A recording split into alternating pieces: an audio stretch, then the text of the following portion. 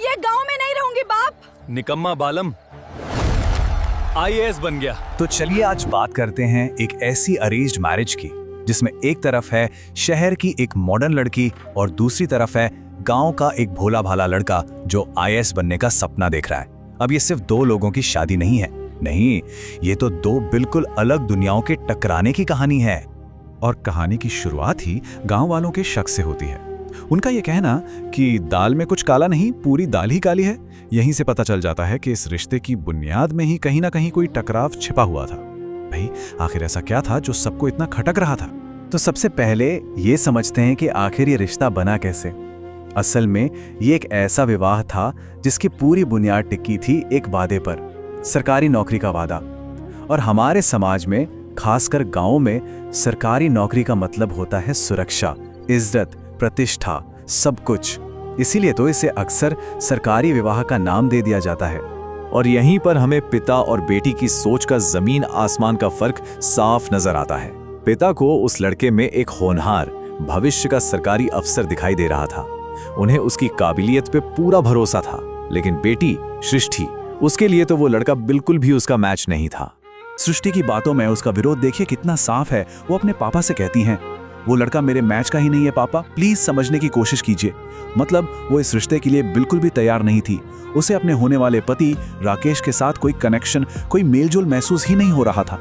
तो अब कहानी का अगला पड़ाव आता है। शहर की लड़की पहुंचती है गांव और यहां से शुरू होता है असली कल्चर शॉक। यकीन मानिए, सृष्टि के लिए यह सफर जरा भी आसान नहीं होने वाला था।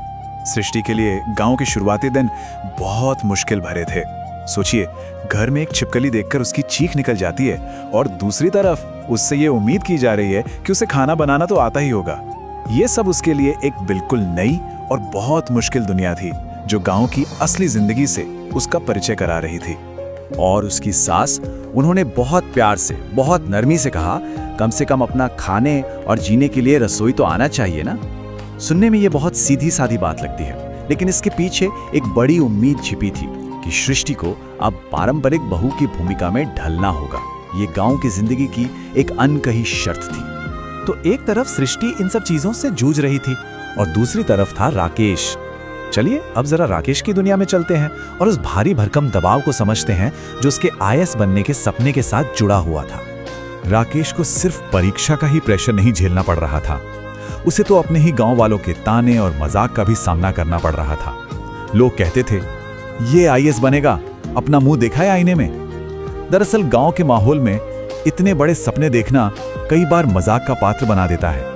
और प्रेशर इसलिए भी ज्यादा था क्योंकि ये यूपीएससी की परीक्षा पास करने का उसका आखिरी मौका था, उसका लास्ट अटेम्प्ट। इस एक कोशिश पर सिर्फ उसका भविष्य नहीं, बल्कि उसके गुजर चुके पिता का सपना और पूरे परिवार की उम्मीदें टिकी हुई थी। सोचिए, एक तरफ पूरी दुनिया उसका मजाक उड़ा रही थी और दूसरी तरफ थी उसकी माँ, जिसका अटूट विश्वास ही उसकी सबसे बड़ी हिम्मत थी। माँ का बस यही कहना था, मेरा और तुम्हारे बाबूजी का आशीर्वाद तुम्हारे साथ है, देखना इस बार जरूर हो जाएगा। और बस यही विश्वास उसे आगे बढ़ने की ताकत दे रहा था। और अब आता है कहानी में वो मोड़, वो टर्निंग पॉइंट, जहां ये जबरदस्ती का रिश्ता एक असली पार्टनरशिप में बदलने लगता है। पर एक सवाल है, आखिर वो कौन सा लम्हा होता है जब मजबूरी में शुरू हुआ कोई रिश्ता एक सच्ची साझेदारी बन जाता है? कब? इस कहानी में वो लम्हा तब आया जब गांव वालों के ताने मारपीट तक पहुंच गए। उन्होंने राकेश पर हाथ उठा दिया और तब पहली बार सृष्टि अपने पति को बचाने के लिए आगे आई। और उस एक पल में जब उसने चिल्लाकर कहा, मेरा पति है वो, तो ये सिर्फ गांव वालों के लिए एक जवाब नहीं था, ये उसने खुद के लिए अपने मन में इस रिश्ते को स्वीकार कर लिया था। ये एक बहुत ही पावरफुल मोमेंट था। इस पूरे झगड़े के बाद हुआ ये कि राकेश को ही पुलिस ने गिरफ्तार कर लिया, लेकिन इस मुश्किल घड़ी ने उन दोनों को तोड़ने के बजाय और भी करीब ला दिया। सृष्टि का साथ देखकर उनका रिश्ता और भी ज्यादा मजबूत हो गया। अब चलते हैं कहानी के क्लाइमैक्स की तरफ। एक ऐसा नाटकीय मोड़ जहां एक कामयाबी, सिर्फ एक कामयाबी, उनकी पूरी दुनिया, उनकी सामाजिक हैसियत, सब कुछ बदल कर रख देने वाली थी। सोचिए, राकेश पुलिस स्टेशन में है, उससे पूछताछ चल रही है, जिंदगी का शायद सबसे बुरा दौर, और ठीक उसी वक्त उसका फोन बजता है। फोन पर खबर थी कि उसने यूपीएससी की परीक्षा पास कर ली है, वो आईएएस ऑफिसर बन गया है, रैंक, 1। बस एक पल में सब कुछ बदल गया। और इस एक खबर के बाद जो नज़ारा बदला वो देखने लायक था।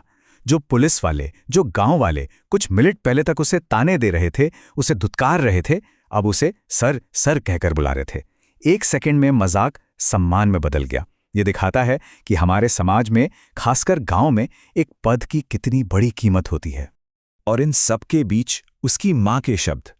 उन्होंने कहा, खानदान में एक ऐसा पुश्त आती है जो 7 पुश्त का तकदीर बदल देता है, और वो पुश्त तुम हो। मतलब ये सिर्फ राकेश की कामयाबी नहीं थी, ये पूरे खानदान की आने वाली पीढ़ियों की तकदीर बदलने वाली जीत थी।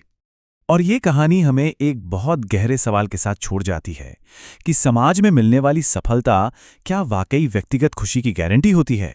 इस बारे में जरूर सोचिएगा।